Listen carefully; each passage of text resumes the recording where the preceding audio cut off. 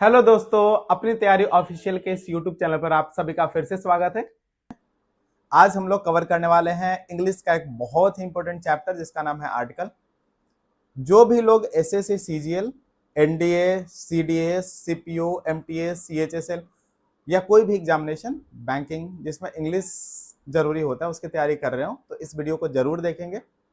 इस वीडियो के लास्ट में कुछ synonyms, antonyms, idioms, phrases, one word substitution कराए जाएंगे जो कि बहुत हेल्पफुल होंगे। वोकेबुलरी जो कि बहुत बड़ा है तो थोड़ा थोड़ा करके आप नया ट्रिक से आपको हम बताएंगे। चलिए हम लोग चलते हैं, आगे बढ़ते हैं। आर्टिकल चैप्टर 5 देखते हैं। रूल 5 क्या बोलता है। रूल 5 बोलता है कि यदि किसी भी सेंटेंस में वर्ब का प्रयोग नाउन की तरह हो तो उसके पहले आर्टिकल ए या एन का प्रयोग करेंगे।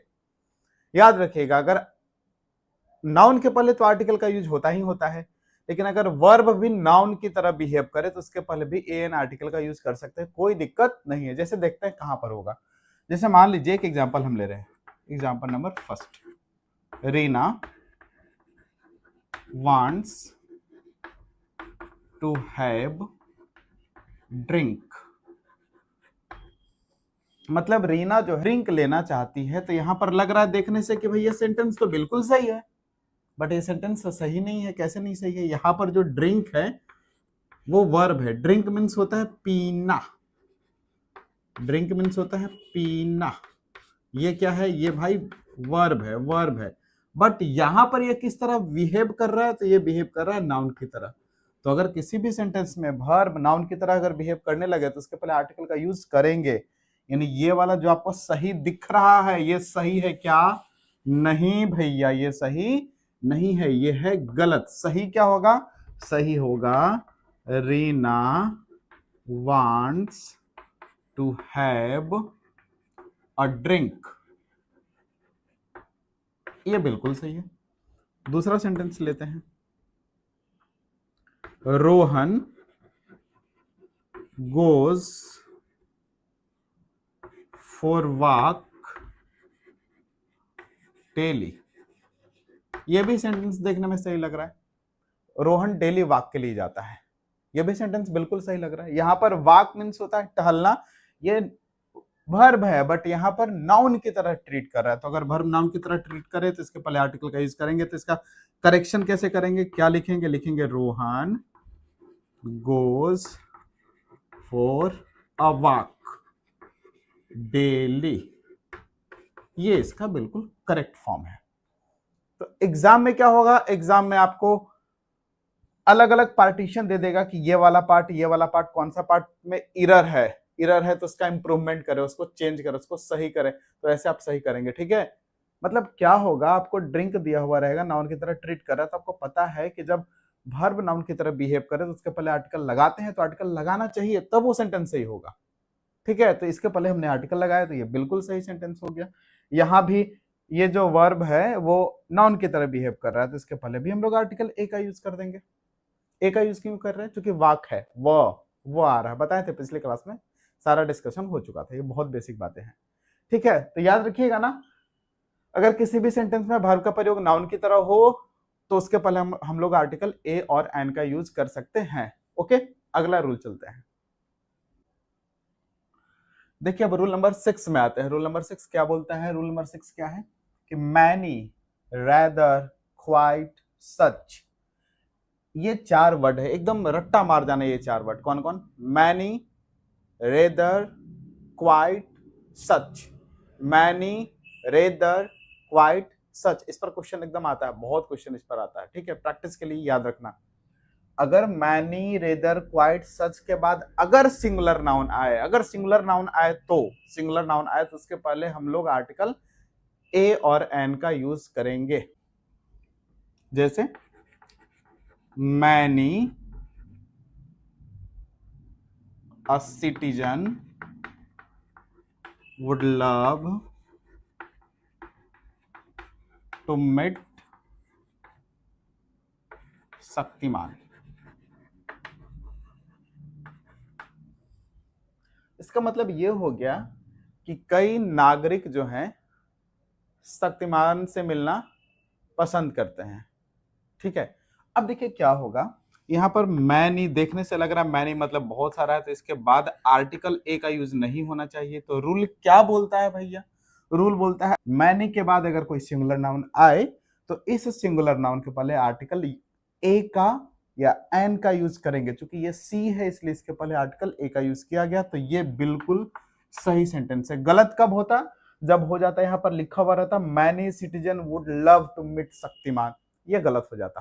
ठीक है, मैनी के बाद अगर सिंगुलर कोई भी नाउन आएगा तो उस नाउन के पहले हम लोग आर्टिकल ए या एन का यूज करेंगे। चलिए दूसरा देखते हैं, रेदर। इट इज रेदर पिटी। इसका मतलब क्या हुआ? ये बहुत ही अफसोस की बात है। देखने से तो सेंटेंस बिल्कुल सही लग रहा है, इट इज रेदर पिटी, लेकिन रूल क्या कहता है? रूल भैया कहता है कि अगर रेदर के बाद कोई भी सिंगुलर नाउन आ जाए इसके पहले हम लोग आर्टिकल का यूज करेंगे। तो इसका सही क्या फॉर्मेट होगा? सही क्या होगा? होगा इट इज रेदर अ पिट्टी, रेदर ए पिट्टी। इसका सही फॉर्म ये हो गया, इट इज रेदर ए पिट्टी। ये बहुत ही अफसोस की बात है। ठीक है, समझिएगा, मैनी के बाद ए का यूज या एन का यूज करेंगे अगर सिंगुलर नाउन आए, रेदर के बाद भी ए एन का यूज करेंगे अगर उसके बाद सिंगुलर नाउन आए। और एक ले लेते हैं एग्जांपल ऐसे he is such a foolish man. यहां पर भी क्या हो गया? देख रहे हैं, सच के बाद फुलिश मैन आया है, सिंगुलर नाउन आया है। तो सच के बाद अगर सिंगुलर नाउन आया है तो इस सिंगुलर नाउन के पहले हम लोग आर्टिकल का यूज कर रहे हैं। तो ये चूंकि फुलिश है तो ए का हम लोग यूज किए। It is quite impossible task.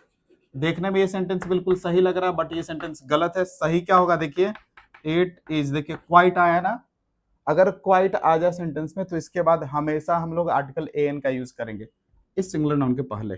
तो इट इज क्वाइट इम्पॉसिबल नहीं, एन इम्पॉसिबल टास्क। ये सही। चलिए रूल 7 में देखते हैं, रूल 7 क्या कहता है। रूल 7 समझिए, बहुत इंपॉर्टेंट ये रूल है, इसको समझिएगा क्या बोलता है। कुछ कुछ फ्रेजेज ऐसे होते हैं, कुछ कुछ इंपॉर्टेंट जो फ्रेज हैं, स्पेशल जो फ्रेजेज हैं जिसमें एन का प्रयोग होगा ही होगा, आपको रट्टा मार लेना होगा ऐसा फ्रेज। देखिए, आपको टेंशन लेने की कोई आवश्यकता नहीं है, जैसे आप प्रैक्टिस करेंगे ये सभी फ्रेजेज याद हो जाएंगे। बस आप एक बार इसको समझ लो, कौन कौन से फ्रेज। इन अ फिक्स मतलब ठीक ठाक कंडीशन में, इन अ हरी जल्दबाजी में, in a nutshell, make a noise, make a food, keep a secret, as a rule, at a stone's throw, a short while ago, at a loss, take a fancy to, take an interest in, take a liking, tell a lie। ये सभी कुछ कुछ ऐसे phrases है जिसमें हमेशा article A N का use लगा हुआ रहता है। तो सेंटेंस में जब भी ये फ्रेजेस देखे तो उसमें कोई छेड़छाड़ ना करें, जो फ्रेज है एज इट इज वैसे ही लिखना होगा। जैसे एग्जाम्पल में समझिए आप, जैसे डोंट मेक अ नॉइस। देखिए, मेक ए नॉइस क्या है? एक फ्रेज है। देखो कहां पर है मेक ए नॉइस? यहां पर है। तो ये भैया एक फ्रेज है, तो इसका प्रयोग एज इट इज सेंटेंस में ऐसे ही करेंगे। अगर मान लीजिए कि सेंटेंस ऐसे हो जाता है कि डोंट मेक नॉइस मतलब हल्ला मत करो, ए सेंटेंस रहेगा ऐसे, तो ये सेंटेंस बिल्कुल गलत है, ये सेंटेंस सही है। मतलब जो भी फ्रेजेज अगर रहेंगे किसी भी सेंटेंस में, तो जिस फॉर्म में वो फ्रेजेज होंगी सेंटेंस में भी वैसे ही उसका यूज किया जाएगा। जैसे एक और सेंटेंस लेते हैं, please explain all the rules in nutshell, संक्षेप में, इन नटसेल। तो ये भी सेंटेंस गलत हो गया। इसका मतलब क्या हुआ कि जितने भी रूल्स हैं उनको आप संक्षेप में एक्सप्लेन कीजिए। तो इसको लिखेंगे कैसे, करेक्ट कैसे करेंगे इसको? Please explain all the rules in a nutshell, in a nutshell, याद रखिएगा, ये सही हो गया। मतलब अगर किसी भी सेंटेंस में ये सभी फ्रेजेज आए तो ये सभी फ्रेजेज जिस फॉर्म में है, मतलब एट लॉस है, तो सेंटेंस में भी एट लॉस ही यूज करना होगा। अगर एट लॉस लिख दिया है तो वो सेंटेंस गलत है, आप उसको करेक्ट कर लीजिए लॉस के पहले आर्टिकल ए का यूज करके। ठीक है, ये रूल यही बताता है कि हम इसी फॉर्म में किसी भी सेंटेंस में यूज होंगे भैया, हमको कोई छेड़छाड़ ना करो, अगर छेड़छाड़ करोगे तो हम इनकरेक्ट हो जाएंगे। ठीक है, तो याद रखिएगा ये सभी जो भी आपको फ्रेजेज दिए हुए। अच्छा, फ्रेजेज याद करना होगा क्या? नहीं, प्रैक्टिस कीजिएगा, बहुत सारा क्वेश्चन प्रैक्टिस कराएंगे तो आपको अपने आप फ्रेजेज याद हो जाएंगे। कुछ कुछ है जो याद करना होगा, बाकी बहुत सारे आपको फ्रेजेज याद हो जाएंगे। तो चलिए इसको आप लिख लीजिए, समझ लीजिए इसको। ठीक है,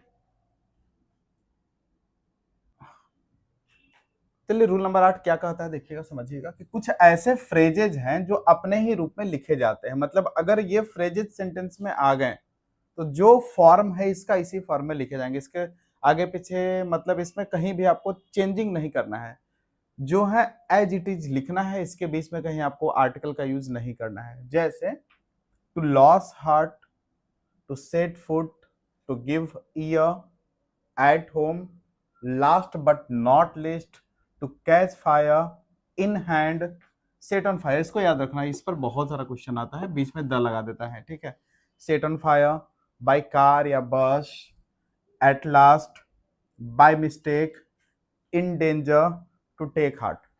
ये सभी ऐसे फ्रेजेज हैं, अगर सेंटेंस में इनका यूज होगा तो ये इसी फॉर्म में सेंटेंस में यूज कर दिए जाएंगे। जैसे एग्जांपल में समझिएगा कैसे गलती होता है। जैसे he is in a danger, वह एक खतरे में है, ऐसे बहुत सारे लोग लिखते हैं he is in a danger, he is in a danger, लेकिन ये सेंटेंस बिल्कुल क्या है? गलत है। सही सेंटेंस क्या होना चाहिए? He is in danger. क्यों भाई? क्योंकि इन डेंजर एक फ्रेज है, इन डेंजर एक फ्रेज है। देखिए यहाँ पर इन डेंजर एक फ्रेज है जो इसी रूप में, अपने ही रूप में आएगा सेंटेंस में, तो ये सेंटेंस बिल्कुल सही हो गया। और देख लीजिए,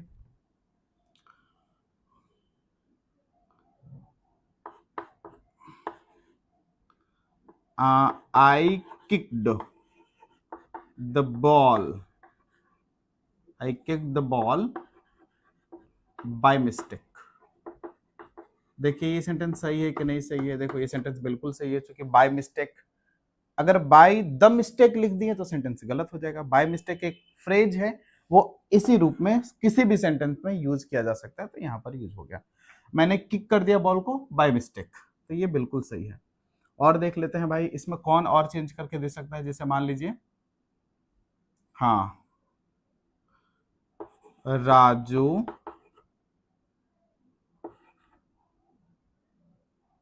is last but not the list in the exam. ये सेंटेंस देखने में सही लग रहा है, बट भैया ये सेंटेंस गलत है। इसका सही फॉर्म क्या होगा? तो Raju is last but not list. ये द नहीं आना चाहिए, ये द नहीं आना चाहिए। समझ रहे हैं? तो कुछ कुछ फ्रेजेज आपको याद रखने होंगे। इन डेंजर, ये वाला याद रखना, in danger, by mistake, set on fire, ये सब बहुत बहुत बार आता है इससे एग्जाम में क्वेश्चन, बाय कार या बस। ठीक है, तो अगर ये सब कहीं भी फ्रेज सेंटेंस में यूज हो रहे हैं तो वो अपने ही फॉर्म में यूज होंगे, उसमें कोई भी चेंजिंग नहीं करना आर्टिकल लगा करके। ठीक है, अब ए एन का यूज तो हम लोग देख लिए कि ए और एन का यूज कहां कहां करेंगे। अब समझते हैं कि ए और एन का यूज कहां कहां नहीं करना है सेंटेंस में। ठीक है, तो देखिएगा, prohibition of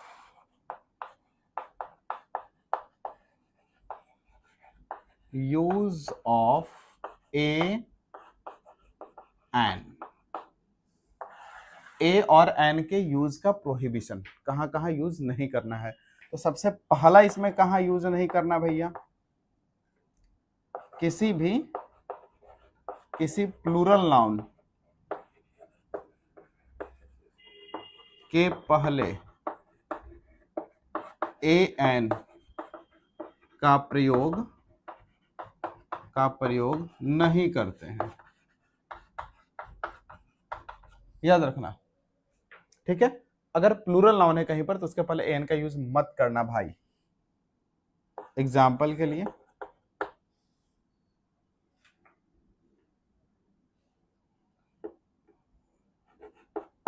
A boys come to school. यहाँ पर देखिए बॉयज क्या है, प्लूरल नाउन है, तो इसके पहले आर्टिकल ए या एन का यूज नहीं करेंगे। इसका सही फॉर्मेशन क्या होगा, ये गलत है, सही सेंटेंस इसको करो, करेक्ट करो, तो होगा boys come to school, school आते हैं बॉयज, ये सही होगा। मेन लव, ये देखिएगा जो भी पुरुष होते हैं महिलाओं को प्यार करते हैं, ये सेंटेंस बिल्कुल सही है। लेकिन अगर इसके पहले हम लोग आर्टिकल का यूज कर दिए हैं, ए मेन, प्लूरल है, ये प्लूरल है, मैन का प्लूरल मेन होता है, तो ये प्लूरल फॉर्म है, तो ए मेन लव वुमेन, ठीक है, तो ये सेंटेंस गलत हो गया क्योंकि ये है प्लूरल नाउन। तो प्लूरल नाउन के पहले कभी भी हम लोग आर्टिकल का यूज, ए और एन आर्टिकल का यूज हम लोग नहीं करेंगे, याद रखिएगा। प्लूरल नाउन है तो प्लूरल नाउन के पहले हम लोग आर्टिकल ए एन का यूज नहीं करते। तो पहला प्रोहिबिशन तो आपको ये हो गया, ठीक है। देखिए दूसरा कहाँ कहाँ प्रोहिबिशन होगा, वो बहुत इंपॉर्टेंट है, समझिएगा इसको। अनकाउंटेबल नाउन्स के पहले जनरली हम लोग ए एन का यूज नहीं ही करते हैं, प्रयोग नहीं ही करेंगे, लेकिन अनकाउंटेबल के पहले भी प्रयोग करेंगे, एक स्पेसिफिक कंडीशन में बताएंगे आपको। लेकिन जनरली अनकाउंटेबल नाउन के पहले हम लोग आर्टिकल ए एन का यूज नहीं करते। कौन कौन सा अनकाउंटेबल नाउन है, चलिए देखिएगा, जो इंपॉर्टेंट है ज्यादा वो समझ लीजिएगा। देखिए एडवाइस, जैसे आप अगर किसी ने ये सेंटेंस बोला कि she has given me an advice, उसने मुझे एक सलाह दिया, तो ये सेंटेंस बिल्कुल गलत है। एडवाइस के पहले कभी भी आर्टिकल का हम लोग यूज नहीं कर सकते हैं। क्यों नहीं कर सकते, क्योंकि एडवाइस एक अनकाउंटेबल नाउन है। तो इसका सही फॉर्म क्या होगा, तो she has given me advice, ये सही होगा। वैसे ही एकोमोडेशन, देखिए इससे ना करेक्शन वाला स्पेलिंग करेक्शन का भी क्वेश्चन आता है। एकोमोडेशन एकदम रट्टा मार दो, एकोमोडेशन, ACCOMMODATION, एकोमोडेशन, याद रखिएगा, बहुत बार आया एग्जाम में इसका, प्रीवियस ईयर में ये क्वेश्चन बहुत बार पूछा हुआ क्वेश्चन है, एकोमोडेशन। तो एकोमोडेशन भी रहेगा तो इसके पहले भी हम लोग आर्टिकल एन का यूज नहीं करेंगे। बैगेज रहेगा, BAGGAG, baggage, luggage, news, permission, progress, scenery, poetry, stationery, crockery, jewellery, weather, traffic, knowledge, music, wine, information, equipment, furniture, hair, business, mischief, bread, postage, wastage, work, evidence, ये सब ऐसे uncountable noun है कि इसके पहले एन आर्टिकल का use नहीं करेंगे। अच्छा याद कैसे करना है, तो प्रैक्टिस कीजिएगा तो याद हो जाएगा। बहुत सारा सेंटेंस मिलेगा, इसमें ये वर्ड दिखेगा, इसके पहले एन का यूज किया हुआ रहेगा। जैसे यहाँ पर आप देख सकते हैं कि एन का यूज किया हुआ है, एन का यूज किया हुआ है, तो वैसे ही बहुत सारे सेंटेंस में इनके पहले ए और एन का यूज कर देता है, तो वो गलत करता है, तो वही आपको करेक्ट करना होता है, ठीक है। अच्छा एक बात याद रखना कि जितने भी हमने ये सारे वर्ड्स दिए हैं ये अनकाउंटेबल नाउन है, तो इनको कभी भी आप प्लूरल नहीं बनाइएगा। मतलब एडवाइस को एडवाइसेस नहीं कीजिएगा, फर्नीचर को फर्नीचर्स नहीं कीजिएगा, एविडेंस को एविडेंसेस नहीं कीजिएगा, वर्क को वर्क्स नहीं कर सकते हैं आप, वो प्लूरल नहीं बन सकता है। ढेर सारा वर्क दिखाना होगा, ठीक है, तो पीसेस ऑफ वर्क लिखिए, प्लूरल नहीं बना सकते हैं एस या ईएस लगा करके उसमें, ठीक है। याद रखिएगा हमेशा इसी फॉर्म में यूज होते हैं और इनके पहले आर्टिकल एन का यूज नहीं होता है, ओके। चलिए आगे, तीसरा क्या रूल कहता है, तीसरा रूल ये कह रहा है कि कुछ शब्द, कुछ ऐसे वर्ड्स हैं, अगर वो सेंटेंस में आ जाए, उसके बाद अगर नाउन आ रहा है तो उसके बाद आने वाले नाउन के पहले हम लोग आर्टिकल एन का यूज नहीं करेंगे। कौन कौन सा वर्ड भाई, तो kind of, sort of, type of, variety of, इनके बाद अगर नाउन आए तो इन नाउन के पहले एन का प्रयोग नहीं होता है। जैसे एग्जांपल समझते हैं इसका, व्हाट सॉर्ट ऑफ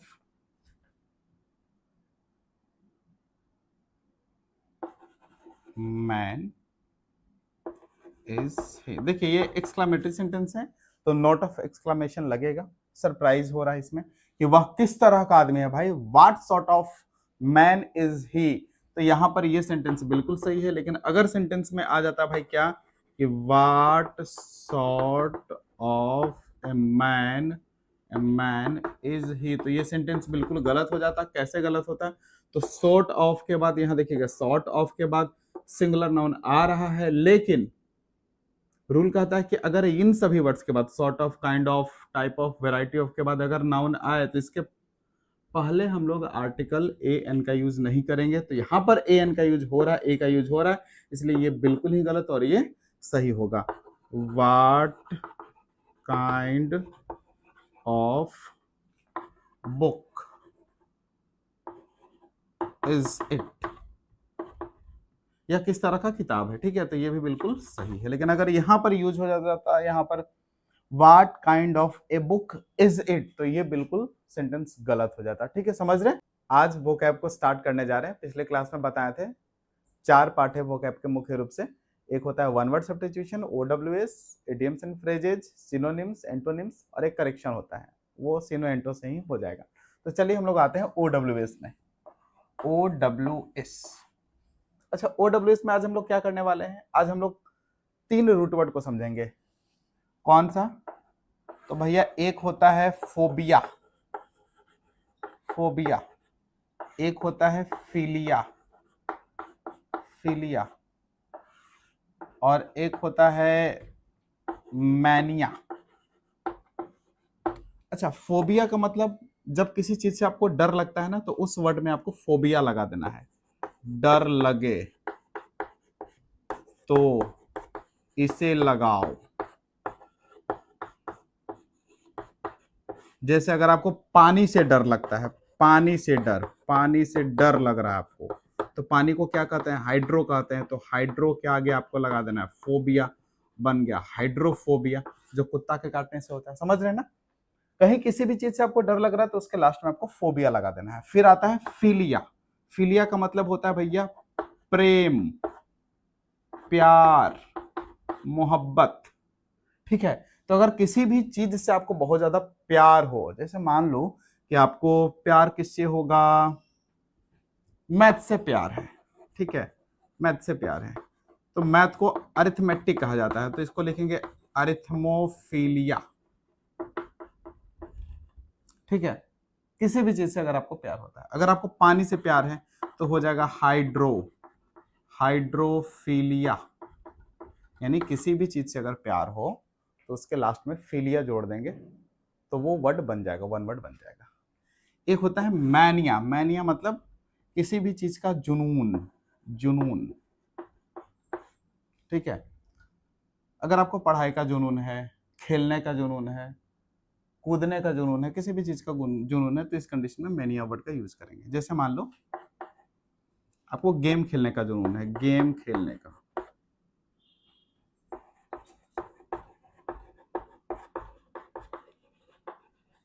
तो इसको कहेंगे गेमोमेनिया, गेमोमेनिया, ठीक है। अगर आपको मैथ पढ़ने का जुनून है तो इसको कहेंगे हम लोग अरिथमोमेनिया, यानी जब किसी भी चीज का जुनून हो जाए तो उसको रिप्रेजेंट करने के लिए हम लोग उस वर्ड के लास्ट में एक रूट वर्ड लगा देते हैं, मेनिया। जुनून होगा तो मेनिया लगाएंगे, प्यार होगा तो फेलिया लगाएंगे, और अगर डर लगेगा तो फोबिया लगाएंगे। तो इन तीनों रूट वर्ड से आज हम लोग बहुत सारा वन वर्ड याद करने जा रहे हैं, ठीक है। तो इसको आप देख लीजिए। देखिए, तो हम लोग फोबिया वाला कुछ वर्ड्स लिए हैं, 9 वर्ड्स लिए हैं फोबिया वाला। ऐसे ही फिलिया और मैनिया वाला 9 वर्ड्स लेंगे, मतलब 27 वर्ड्स टोटल होंगे आज OWS के। देखिएगा कौन कौन सा वर्ड है। फियर ऑफ साउंड, अगर किसी को साउंड से डर लग रहा है, किसी को साउंड से डर लग रहा है, आवाज से डर लग रहा है, तो एकाउस्टिकोफोबिया, याद रखना, साउंड से डर लग रहा है तो एकाउस्टिकोफोबिया, एकाउस्टिकोफोबिया। चलो, fear of high places, high places से डर लग रहा है तो एक्रोफोबिया। कौन सा?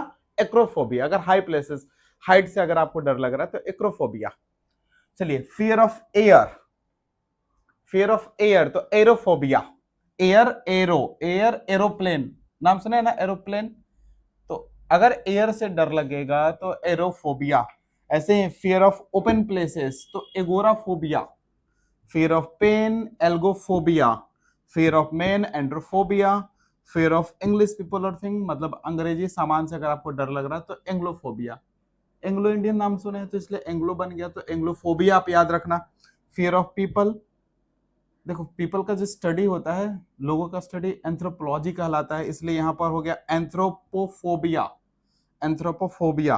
फियर ऑफ फ्लड, अगर आपको बाढ़ से डर लग रहा है तो एंटलोफोबिया, ANTLO, एंटलोफोबिया। तो याद रखिएगा 9 फोबिया वर्ड्स मैंने लिख दिया है।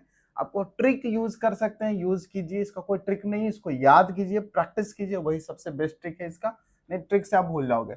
साउंड से डर लगेगा, एकाउस्टिकोफोबिया। साउंड से डर लगेगा, एकाउस्टिकोफोबिया। हाई प्लेसेस से एक्रोफोबिया। चलो आप लोग देखो, रिवाइज करो। Acrophobia, fear of air, aerophobia, aeroplane, aerophobia. Fear of open places, agoraphobia, open places, agoraphobia. Fear of pain, algophobia, algophobia. Fear of man, androphobia. Fear of English people, English बोले थे ना कि Anglo, तो एंग्लोफोबिया।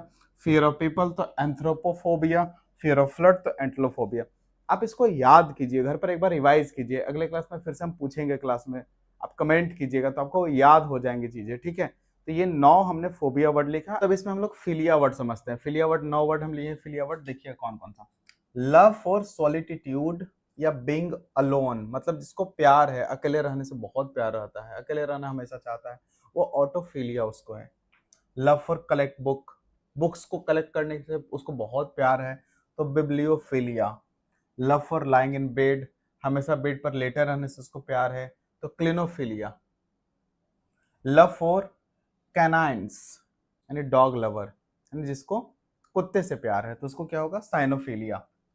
Love for forest and trees, जिसको जंगल से प्यार है, पेड़ से प्यार है, उसको डेंड्रोफिलिया। देखिए डेंड्रोफिलिया, याद उससे रिलेट कर पाइए। डेंड्रो झाड़ी सबको कहते हैं। लव फॉर वर्क, जिसको काम से प्यार है, तो इर्गोफिलिया। लव फॉर सन, जिसको सूर्य से प्यार है, धूप से प्यार है, तो हेलियोफिलिया।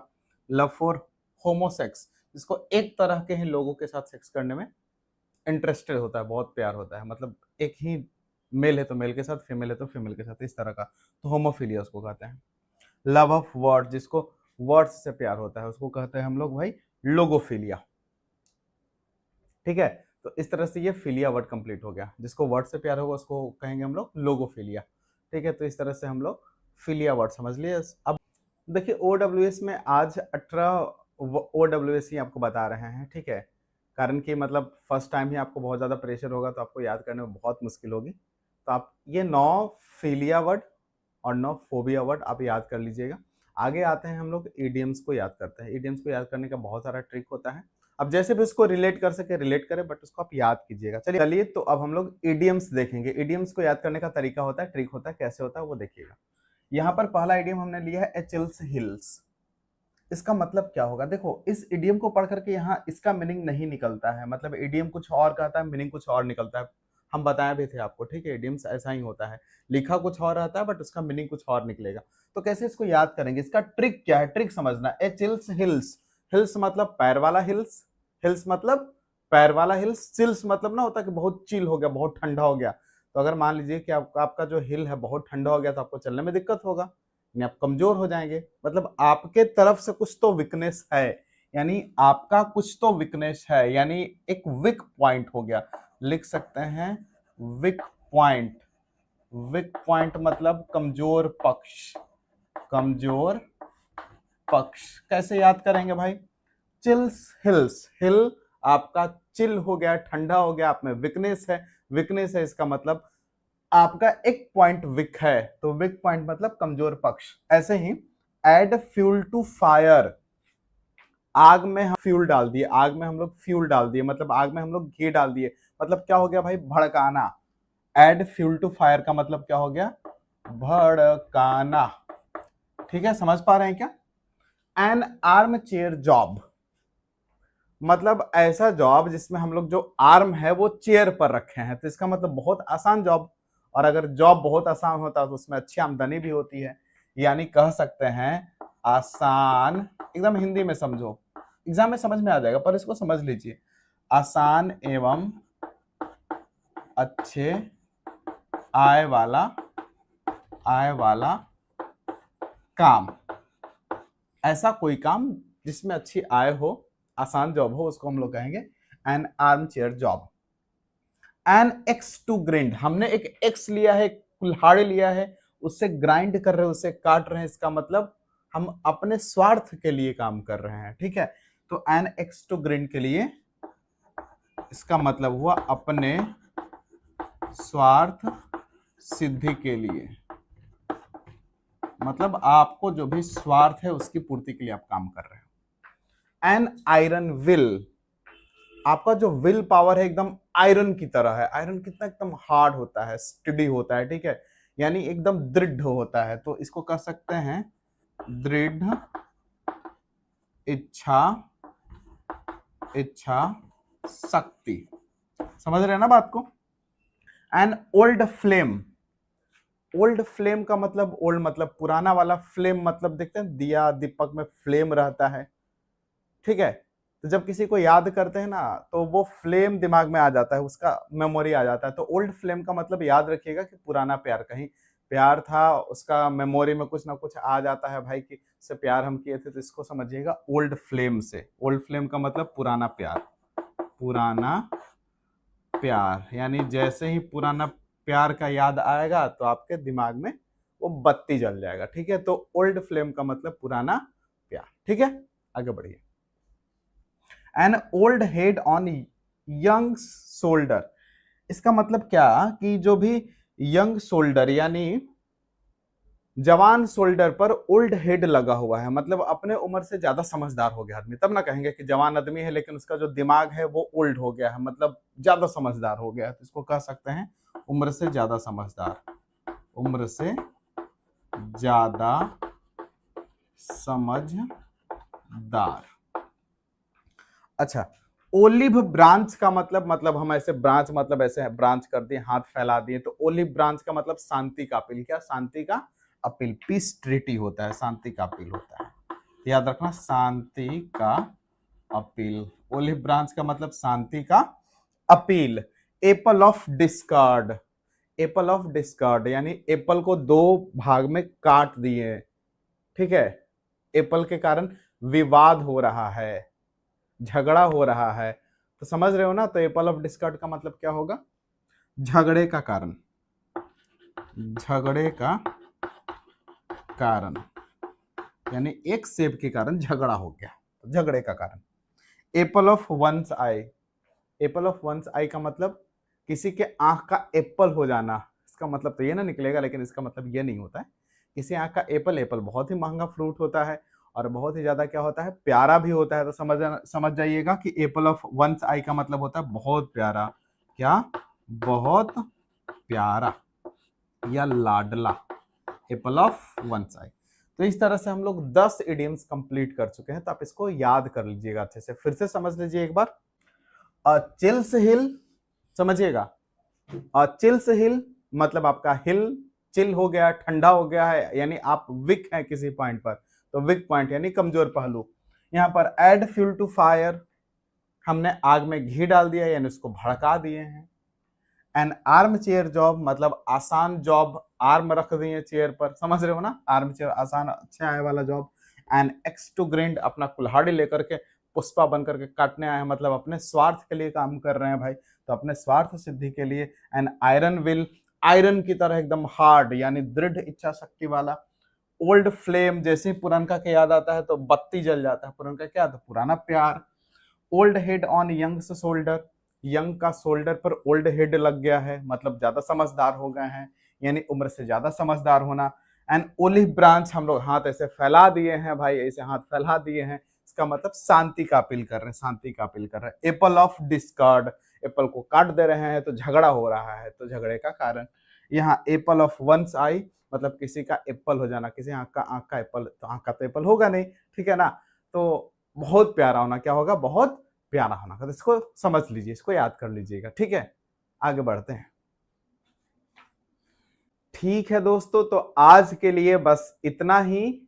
सिनोनिम्स एंटोनिम्स अगले क्लास में हम करवा देंगे, ठीक है। तो आप जाकर के जो भी आपको जो भी पढ़ाया गया उसको अच्छे से रिवाइज कीजिए, अच्छे से पढ़िए। अगला क्लास फिर से कल या परसों अपलोड हो जाएगा, बाकी मैथमेटिक्स रीजनिंग का सब क्लास अपलोड होते रहेगा। थोड़ा हम बिजी हो गए थे होली में, ठीक है, तब क्लास रेगुलर अपलोड होते रहेगा। थैंक यू सो मच, मिलते हैं अगले क्लास में, बाय।